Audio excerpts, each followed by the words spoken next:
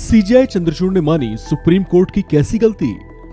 98 करोड़ रुपए से जुड़ा क्या था गलत फैसला, जिसे सीजीआई चंद्रचूड़ ने पलटकर सुधारा। Chief Justice of India D Y Chandrachud ने सुप्रीम कोर्ट की ओर से हुई एक बड़ी गलती को सुधार दिया है। चीफ जस्टिस चंद्रचूड़ और जस्टिस एमआर शाह ने सुप्रीम कोर्ट के एक फैसले को गलत करार देते हुए इस बात को स्वीकार किया कि उस मामले में दिया गया आदेश गलत था, जिसमें 2 लोगों को 98 करोड़ रुपए की राशि देने की बात कही गई थी।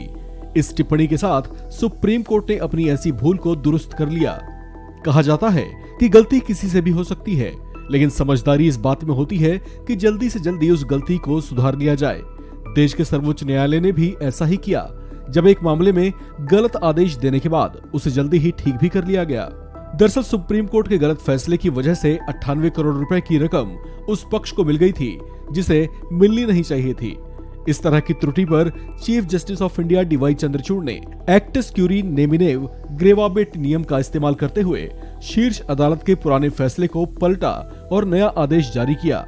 आपको बता दें कि अदालतों के पास ये नियम उन्हें ये अधिकार देती हैं कि अगर किसी स्थिति में फैसला सुनाते हुए बेंच से किसी कारणवश कोई गलती हो जाए या वो गलत फैसला सुना दें, तो वो इसे बाद में उस नियम के तहत पलटने का अधिकार भी रखती हैं।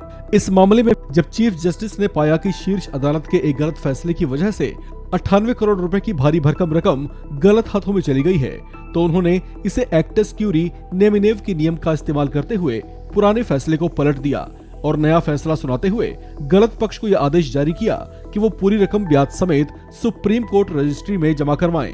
आपको बता दें कि ये मामला यूनिटेक और देवास ग्लोबल सर्विसेज से जुड़ा है, जिसमें यूनिटेक ने अपनी जमीन देवास ग्लोबल सर्विसेज एलएलपी को बेची थी, जो कि सुप्रीम कोर्ट के आदेश के बाद ही ऐसा किया गया था। इस मामले के बारे में बताते हुए चीफ जस्टिस चंद्रचूड़ की बेंच ने कहा कि जस्टिस ढींगरा कमेटी की रिपोर्ट के आधार पर 2 लोगों को 98 करोड़ रुपए देने का फैसला लिया गया था। हालांकि इस कमेटी की रिपोर्ट के आधार पर यह रकम 2 लोगों को दी जाए, इसका कोई मजबूत आधार नहीं दिखता। लिहाजा इस मामले में हुआ ये कि इस राशि में से 41 करोड़ 96 लाख रुपए कर्नल मोहिंद्र खैरा को, जबकि 56 करोड़ 11 लाख रुपए नरेश के मपाना के पास चले गए। हालांकि अब सुप्रीम कोर्ट के नए आदेश के बाद इन दोनों को ब्याज समेत पूरी रकम लौटानी होगी।